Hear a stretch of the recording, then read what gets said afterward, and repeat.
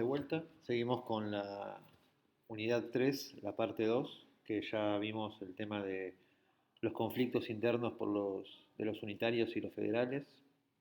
Vimos cómo con el Sarmiento y su Facundo, y con el primer cuento argentino llamado El Matadero, de Esteban Echeverría, se justificaba una visión más cercana a los unitarios, que querían que todo el poder esté concentrado en la ciudad puerto de Buenos Aires y que se derrame poco hacia el resto del país, y sobre todo justificando luego la violencia contra el otro, porque el otro era violento justamente, ¿no? Recuerden que eh, Sarmiento en el Facundo justificaba básicamente que si hay que eliminar a los violentos hay que ser más violento, básicamente, y, eh, que, y en el matadero, justamente en el cuento del matadero, los salvajes y bárbaros federales, todo en un cuento de ficción, ¿no?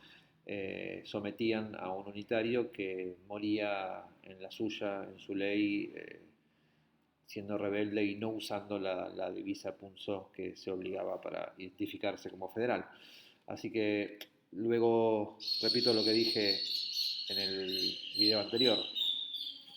Si luego de la derrota de Rosas, gobernador de Buenos Aires en la batalla de Caseros, toman el poder los unitarios y comienza una etapa del país en la que el país está más manejado por las clases altas, aristócratas, que se benefician de, de un, de un modelo agroexportador, que todas las riquezas pasan básicamente por Buenos Aires, y también se benefician de la usurpación de tierras que hacen en todo el territorio nacional, quitándole las tierras a los pueblos originarios y, bueno, justamente logrando todo eso con la conquista del desierto, ¿no? Esa conquista que hace que el territorio argentino ya existía como territorio argentino, pero ahora las tierras fueron tomadas a los propietarios anteriores, que eran los pueblos originarios, y bueno,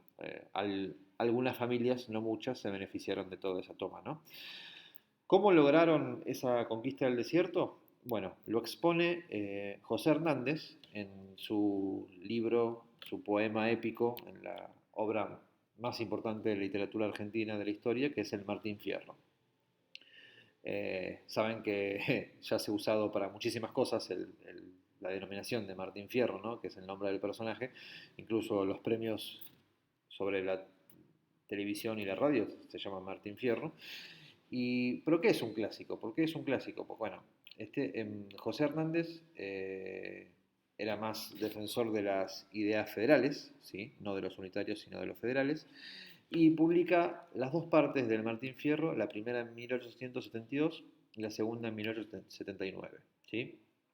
Y por primera vez el gaucho, supuestamente según los unitarios el bárbaro, el que no era civilizado, es el protagonista de esta historia ficcional, obviamente, pero es protagonista por primera vez un personaje de las clases populares, por así decirlo, ¿no? Eh,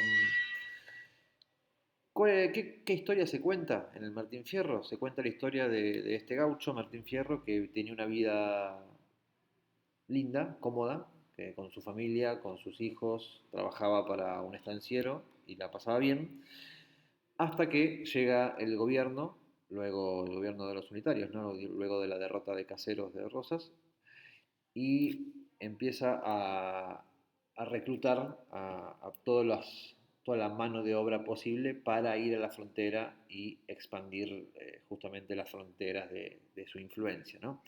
En este caso era ir a la frontera para vencer a los indios, la campaña, como le dicen también. Eh, Así que bueno, por primera vez el héroe de la historia es un gaucho, pero es una historia bastante triste, sobre todo la ida. Sí, acá tienen el comienzo, bien clásico. Aquí me pongo a cantar al compás de la vihuela, que es la guitarra, que el hombre que lo desvela, una pena extraordinaria, como la ave solitaria, con el cantar se consuela. O sea, ya en el primer verso de la historia nos cuenta el protagonista que tiene un penar, que tiene una pena extraordinaria, que tiene mucho sufrimiento y que lo único que lo consuela es cantar con la guitarra, ¿sí? Porque es un payador, Martín Fierro. Así que bueno, la historia cuenta esa desgracia que le ocurre a Martín Fierro, que es reclutado por el ejército y tiene que ir a la frontera, tiene que dejar a su familia, su trabajo y su casa. Y en el ejército obviamente tiene que pelear una guerra que no es suya contra los indios y la pasa muy mal. Obviamente la miseria era terrible en el ejército, no tenían muy poca comida, muy poco armamento. eh, Sufrían permanentemente los ataques de los malones de los indios.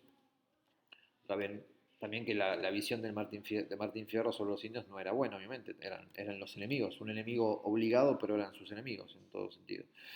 Eh, Al final, luego de un montón de penurias en las batallas y pasar hambre y vivir en la miseria, Martín Fierro puede escaparse, deserta del ejército y vuelve a lo que era su casa. Dice, volví al cabo de 3 años de tanto sufrir al ñudo, desertor, sí, recuerden que el lenguaje ha cambiado un poquito en los últimos tiempos, pobre y desnudo, y a procurar suerte nueva. Y lo mismo que el peludo, enderecé pa' mi cueva.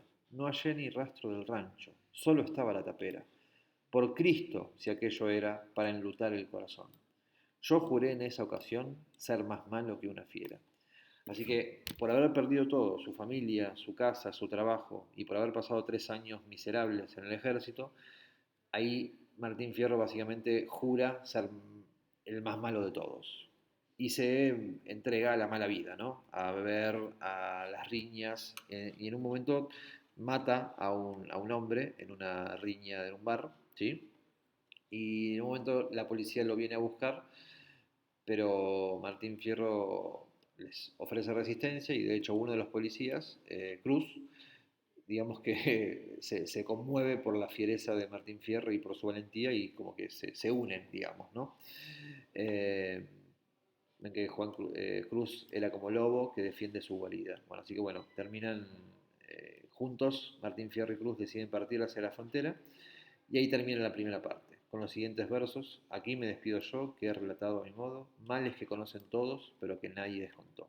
Y esto es importante, ¿no? Porque, les repito, eh, es la primera vez que el gaucho es el protagonista. Es la primera vez que una historia literaria pone a los olvidados, ¿no? A los que nunca tuvieron protagonismo, los pone como protagonistas, ¿sí? A las clases populares, aquellos que sufren la miseria, el hambre. José Hernández, el autor de esta obra, por primera vez pone a uno de ellos como el protagonista y la importancia de eso, ¿no? El protagonista de una obra, sobre todo de un clásico, que terminó siendo el Martín Fierro, le da una importancia y un valor a su historia que antes no tenía, justamente como la vida de Martín Fierro, ¿no? Que no se le había tomado valor a la vida de miles de personas que fueron obligadas a ir a la guerra, a perder sus cosas, a vivir en la miseria, a encontrarse con la muerte, con el sufrimiento. Y bueno, y no era la guerra de ellos, era solamente la expansión, era un motivo expansionista de las clases dominantes, ¿no? Bueno, por suerte esta obra logró un éxito inmediato y por ello José Hernández, que escribió la primera parte en un hotel en la capital, 7 años después escribe la segunda parte, que sería La Vuelta de Martín Fierro, en 1879, y seguramente si ustedes tienen un ejemplar del Martín Fierro van a ver que están las dos, está la ida y la vuelta, están la primera parte y la segunda en el mismo libro, que es una manera más sensata de recopilar la obra, ¿no? Que estén las dos juntas. Bueno, probablemente de hecho ya era diputado, José Hernández, para el momento en que escribió la segunda parte, así que ya estaba escribiendo esta obra desde otro punto de vista, desde otra posición también, ¿no? Eh, no es tan interesante esta vuelta, literariamente es mucho mejor la primera parte, pero esta segunda parte cuenta cómo estuvo viviendo con los indios, Martín Fierro, durante 2 años, con su compañero Cruz, que murió en una epidemia, que rescató a una cristiana que estaba cautiva de los indios, ¿sí? Y bueno, y también la visión sobre los indios tampoco era muy buena, ¿no? Porque más allá de que estuvo viviendo 2 años con ellos, cuenta unas escenas durísimas que tuvo esta mujer cautiva por los indios, sobre todo con su hijo. Si quieren lo pueden leer, es bastante fuerte para leerlo, ¿sí? Eh, También se encuentra con el hijo de Cruz y con el hermano de aquel hombre que había asesinado en una riña en un bar, ¿sí? Pero acá ya hay un crecimiento en el personaje y también en el autor, en José Hernández, porque tiene una riña con ese hermano del hombre que había asesinado, pero esta vez no es con cuchillo, sino que es con palabras y con música, una payada, ¿sí? Ven que ya dice, yo ya no busco peleas, las contiendas no me gustan, ¿sí? Entonces, esta segunda parte de Martín Fierro es un poco más reflexiva, ¿sí? Es un personaje que ya ha pasado por muchas cosas y puede reflexionar sobre esas cosas y puede elegir un camino un poco más sensato, ¿sí? Un camino alejado de la violencia. Una violencia que obviamente matar a una persona no se puede justificar, ¿no? Pero uno puede llegar a entender con todo lo que pasa a este personaje por qué en la primera parte él dice, bueno, con todo esto me han sacado todo, perdí todo, entonces ahora me dedico a la mala vida, digamos, ¿no? A la bebida, a la violencia.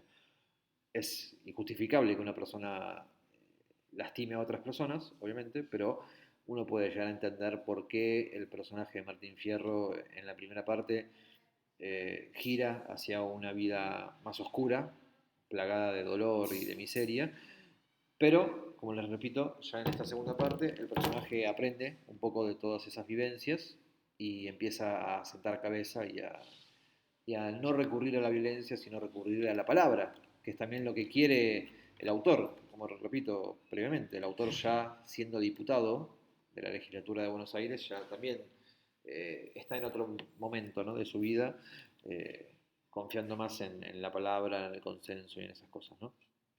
Eh, bueno, hay varias partes donde hay diferentes versos, porque recuerden que el Martín Fierro, si bien cuenta una historia, está escrita en forma de poesía, ¿sí?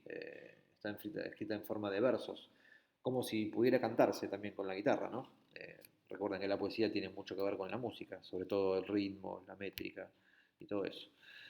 Eh, Así que bueno, ese sería el Martín Fierro. Que por primera vez pone como protagonista a las clases olvidadas, ¿no? A aquellas personas que, que- que no se les daba mucha importancia porque eran o pobres o vivían en el campo, o, bueno, el gaucho, ¿no? El gaucho. Y bueno, eh, simplificando y cerrando el concepto, José Hernández, el autor del Martín Fierro, eh, eleva al Martín Fierro también como un representante de- de los federales, ¿no? Del representante de una nación más plural, de una nación donde los gauchos también existen, donde también son personas, obviamente, donde también tienen sus derechos y donde han sido, al igual que los indios, han sido maltratados y les han quitado todo. Así que bueno, Martín Fierro, si tienen ganas de leerlo en algún momento, no se van a arrepentir. Si bien en algunas partes se usa un lenguaje un poco que ya quedó en desuso, algunas palabras pueden ser desconocidas para nosotros ya en esta época, pero se lee rápido y se lee fácil, y es una obra bastante interesante. Recuerden, no es una historia real, es una ficcionalización de lo que vivían los gauchos, sobre todo en la época de la campaña del desierto, ¿sí? Así que bueno, continuamos en el próximo video con la unidad 4, ¿sí?